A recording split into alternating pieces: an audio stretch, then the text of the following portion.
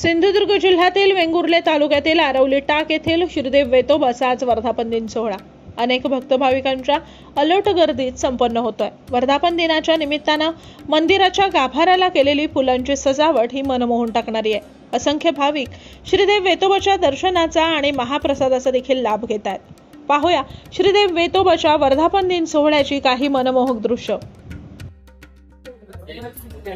ओम नमः पराय शिवात्मने वेतालाय नमः। वेतोबाचा मूळ मंत्र आहे। आज वेतोबाचा वर्धापन दिन म्हणजे वाढदिवस।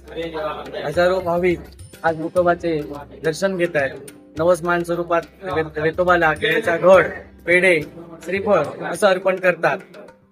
माझं नाव रोहन विनायक भांडे, मी चेंबूरवरून मुंबईवरून आलेलो आहे। आज वर्धापन दिनानिमित्त मी बोलल्याप्रमाणे माझं काम झाल्यामुळे मी वेतोबा देवाला रुद्राक्षाची माळ दिली।